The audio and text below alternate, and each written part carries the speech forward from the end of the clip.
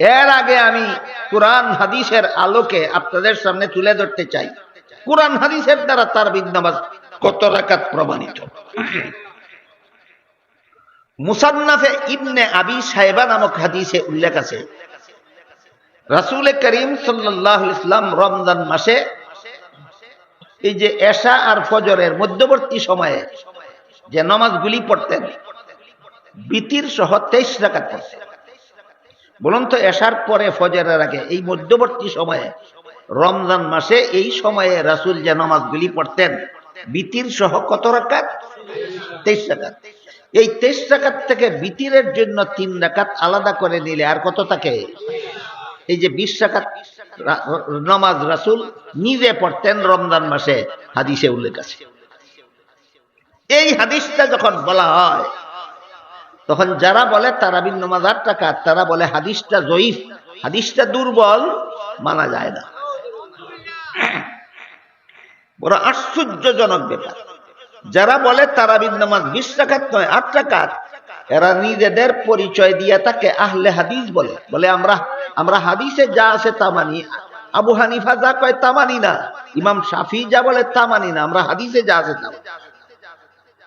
তোমরা যেহেতু কোনো ইমামের কথা মানো না, হাদিসে যা আছে তা মানো। হাদিসে আছে রাসূল তারাবির নামাজ 20 রাকাত পড়তেন, এই হাদিসটা জয়ীফ। এটা তো রাসূলের কথা না, এটা তো ইমামদের কথা। ইমামদের কথা তো তুমি আগের থেকেই মানো না, বিষয়টা বুঝেন নাই মনে হয়। তুমি ইমামদের কথা মানো না, হাদিস যা আছে হাদিসে যা আছে তা মানো, এই জন্য তোমার নাম আহলে হাদিস। হাদিসে আছে রাসূল তারাবির নামাজ 20 রাকাত পড়তেন, এই হাদিসটা জয়ীফ। এই কথা, এটা তো রাসূলের কথা না, এটা তো ইমামদের কথা। এখন ইমামদের কথা মানলা কেন?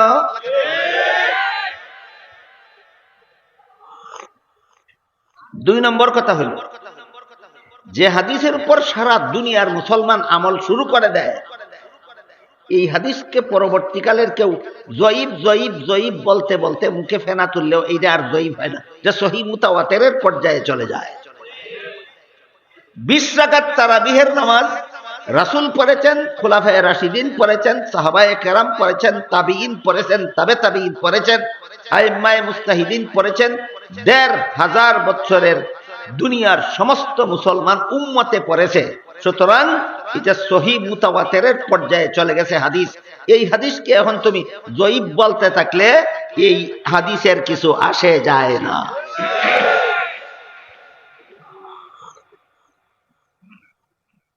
কাজেই তারাবির নামাজ 8 রাকাত না 20 রাকাত? হাদিসের দ্বারা।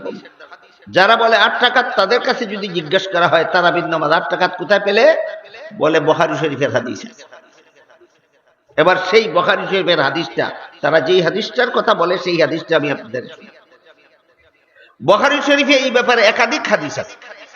তোর মধ্যে এক হাদিসে উল্লেখ আছে, নবীর বিবি আয়েশা রাদিয়াল্লাহু আনহা বলেন, আল্লাহর রাসূল বিতির সহ 11 রাকাত পড়তেন, ওই রাতের নামাজ এশার পরে আর ফজরের।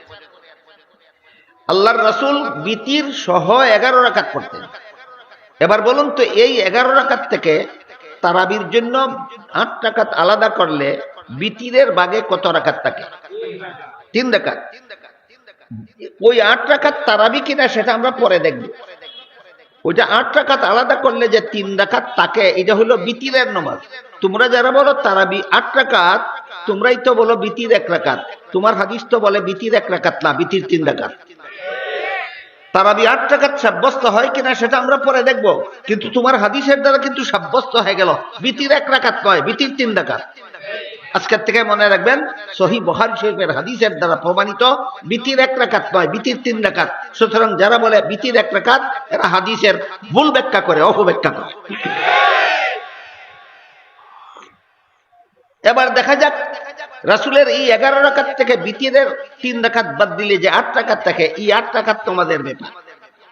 আয়েশা বলেন, এই 8 রাকাত নামাজ রাসূল 12 মাসেই পড়তেন। কি হইল ঘটনাটা? বুঝেন নাই কিছু? যে 8 রাকাতের হাদিস বুখারীতে আছে, এই হাদিসেই উল্লেখ আছে, নবীর বিবি বললেন 8 রাকাত নামাজ রাসূল কোন সময় পড়তেন? আপনারাই বলুন। 12 মাস আল্লাহ রাসূল যে 8 রাকাত নামাজ পড়তেন গভীর রাতে, এটা কি তারাবি না তাহাজ্জুদ? এইগুলির নাম ওই হাদিস বানা না হাদিস নিয়ে বাটপারি?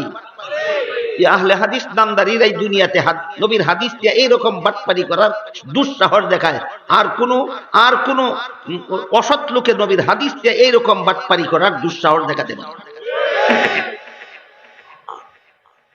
সুতরাং যে হাদিসে রাসূল বলেছেন যে ব্যক্তি রমজান মাসের দিনের বেলায় রোজা রাখবে আর রাতের বেলায় তারাবিহের নামাজ পড়বে, এই দীর্ঘ আলোচনা সাপেক্ষে তার সারা জীবনের সমস্ত গুনাহ আল্লাহ মাফ করে দেবেন। এবার বলুন, দিনের বেলায় তারাবিহের নামাজ পড়বে, দিনের বেলায় রোজা রাখবে শুধু ফুলস না মূল সহ?